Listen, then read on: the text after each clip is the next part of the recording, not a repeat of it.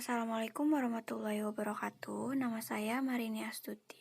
Untuk pertemuan ke-10 atau materi ke-10 ini, saya akan mempresentasikan tentang pengelolaan harga, di mana pokok pembahasannya yaitu yang pertama, psikologi penetapan harga, yang kedua, proses penetapan harga, yang ketiga, proses adaptasi harga. Psikologi penetapan harga. Harga psikologis atau psychological pricing adalah strategi penetapan harga berdasarkan teori bahwa harga tertentu dapat memiliki dampak psikologis pada seseorang.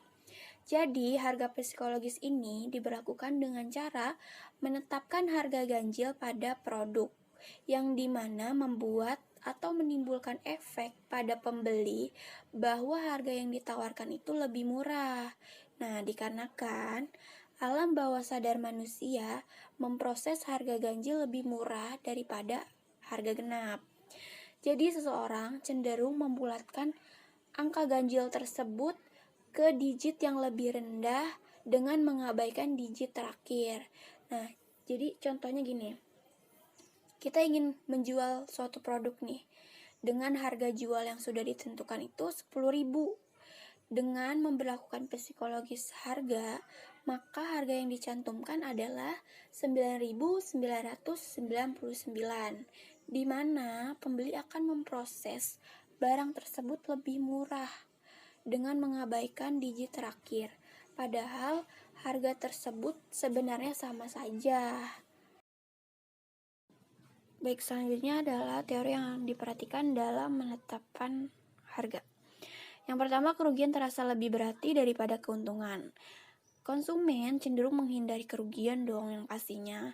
Misalnya, contohnya ya, label tadi 9.999. Nah, konsumen akan berpikir bahwa harga acuannya itu 10.000, sehingga ia akan memiliki keuntungan Rp1. Ini sangat berarti loh bagi pembeli, walaupun keuntungan yang ia dapatkan hanya sebesar Rp1 saja. Yang kedua, pembeli cenderung mengabaikan beberapa digit terakhir pada label harga.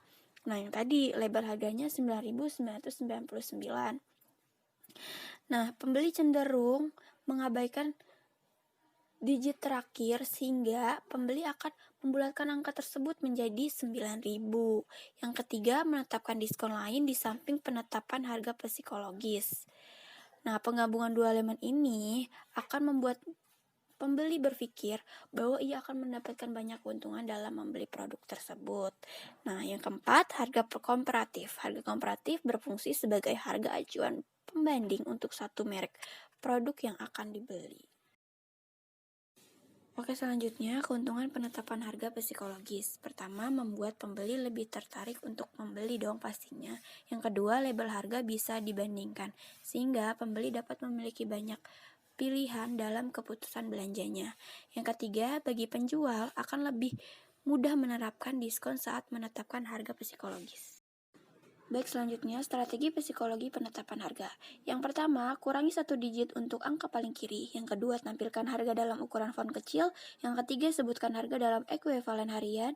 Yang keempat, untuk harga besar gunakan angka spesifik.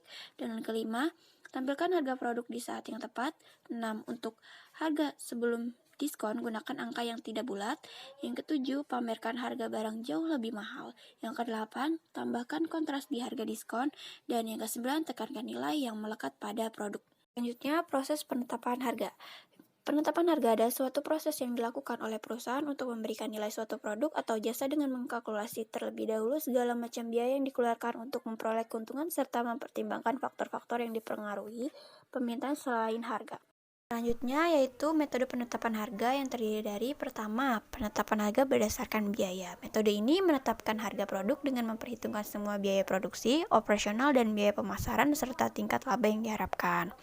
Nah, dari penetapan harga berdasarkan biaya ini terdapat 3, yaitu penetapan harga biaya plus dengan rumus biaya total plus margin sama dengan harga jual, lalu penetapan harga markup dengan rumus harga beli plus markup sama dengan harga jual, dan lalu penetapan harga BEP break even point dengan rumus total biaya sama dengan total penerimaan.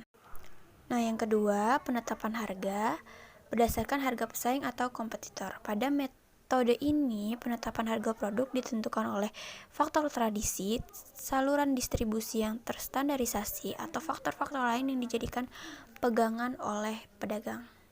Nah, yang ketiga ini metode penetapan harga berdasarkan permintaan. Metode ini lebih mengedepankan aspek permintaan konsumen atau situasi pasar dari aspek yang umum dipakai, yaitu biaya. Nah, yang keempat ini penetapan harga berdasarkan laba. Pada metode ini, perusahaan berusaha menetapkan harga berdasarkan keseimbangan antara pendapatan dan biaya. Selanjutnya, proses adaptasi harga. Kebijakan penetapan harga adaptasi atau adaptation pricing policy merujuk pada strategi di mana perusahaan mengubah model penetapan harganya agar sesuai dengan perbedaan wilayah geografis, segmen konsumen, dan aspek lain.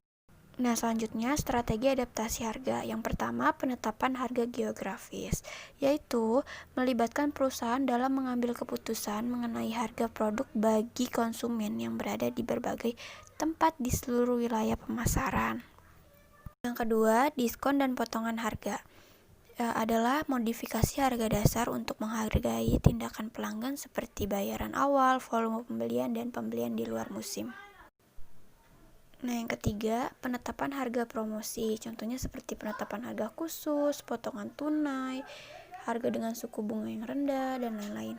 Nah, lalu penetapan harga diskriminasi, yaitu taktik menjual produk atau jasa dengan dua macam harga atau lebih, sedangkan besarnya selisih harga itu tidak selalu sebanding dengan besarnya selisih biaya. Sekian presentasi dari saya, kurang lebihnya mohon maaf, semoga bermanfaat. Wassalamualaikum warahmatullahi wabarakatuh.